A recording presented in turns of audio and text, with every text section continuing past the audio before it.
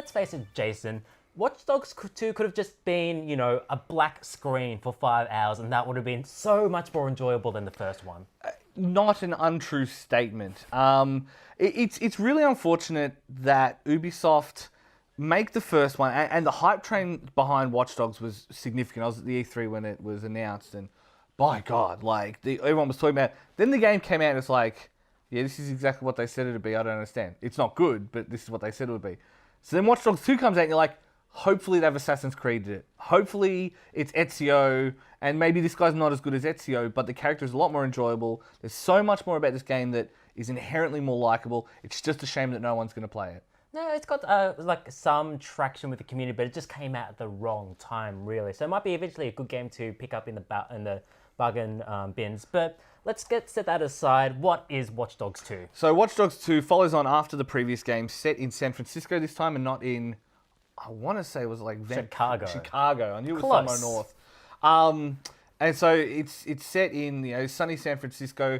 It's got, obviously it's a better setting because you've got Silicon Valley, you've got all these kind of regions that you can kind of take the piss out of, discuss the privacy concerns. And the problem the game faces is that it's written by someone's dad, and they're trying to do anonymous for the kids. And while it's cool and it's visually striking, it's in no way accurate representation of the themes that we're actually dealing with. It's basically like modern day hacktivism put through like 90s hack movies like The Nets. Yeah, so Sandra Bullock shows up and suddenly people are doing graffiti. Although I wouldn't put it past this game because it has such a sunny disposition. And this is probably the thing with the game. So it looks great as a general rule, as a macro sense. It looks fantastic. It's bright. It's colourful. The art style isn't like the art of the various Dead Sex stuff isn't.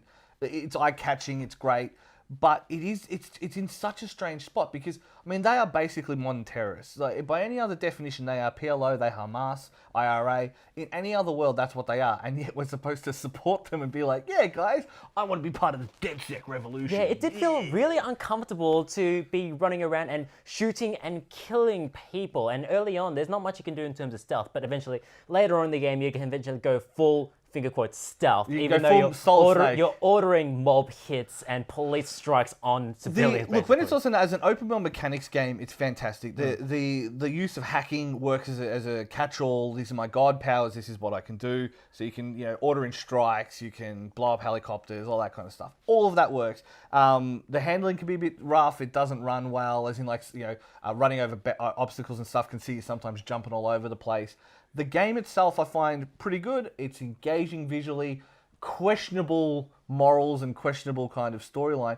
But, I mean, that said, I've put 35, 40 hours into it, and I know I'm still not near the finish. So I think that says it all. Is it the Watch Dogs that you wanted from that very first E3 trailer? It takes those moments that did really work in the first one, polishes them to a sheen and says, join DedSec. It's cool. Nah. Boom, boom, boom, boom, boom, boom. So your name's Jason and you have something to say? Yeah.